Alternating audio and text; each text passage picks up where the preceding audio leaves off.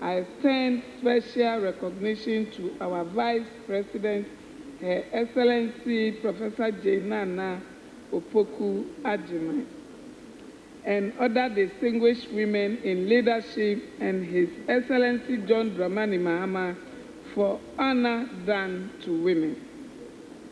Mr. Speaker, today we dedicate this celebration to all activists in Ghana and around the world who continue to fight for women's rights.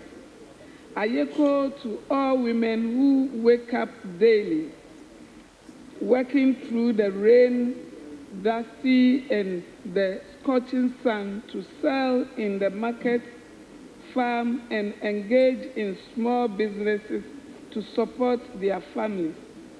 We honor the struggle of women who walk long distance for water, fight against discrimination, and persevere through hardship to educate their children.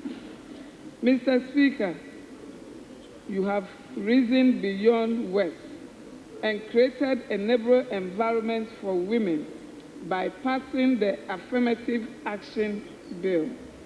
We say thank you. Mr. Speaker, the President, John Dramani Mahama, has also paved way for women by giving us a female Vice President, Her Excellency Professor Nana Opoku Agyeman. Women in Ghana say Ayeko. Mr. Speaker, we must also, whilst implementing the Affirmative Action Act, hold our leaders accountable for their commitment to gender equality. It was a welcome development when President John Mahama, at the launch of the NDC's manifesto, promised to have at least 30% of his cabinet as women. However, Ghanaians were disappointed when he failed to meet that promised target. I believe our own Right Honourable Speaker Bagman mentioned this a couple of days ago when they were having an event here at Parliament House to celebrate International Women's Day. I believe that as a show of Ghana's commitment towards realizing the equality and equity of women in our society, we must, as a matter of urgency, ratify this convention and domesticate it in order to make sure that we are not just paying lip service to the idea of women having a fair share of leadership and decision-making in this country. We need to reflect on the realities faced by women in Ghana. And these concerns, to me, I need urgent actions, need to be also to be represented. Mr. Speaker, let me use this opportunity to pose some concerns that I think will also benefit the women out there.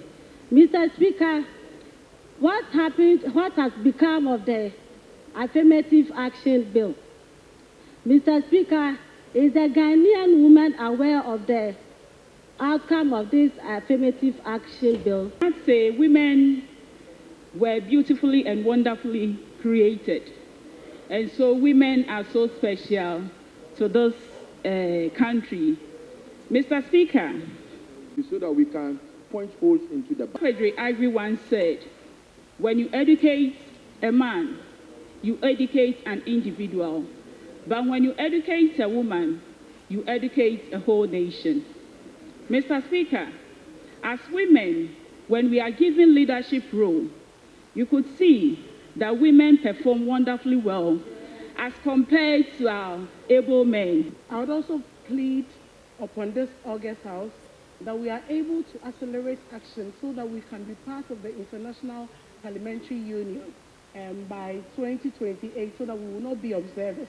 Because based on their recommendation, we need about 30% representation of women in each parliament so that we can be taken very serious as that union.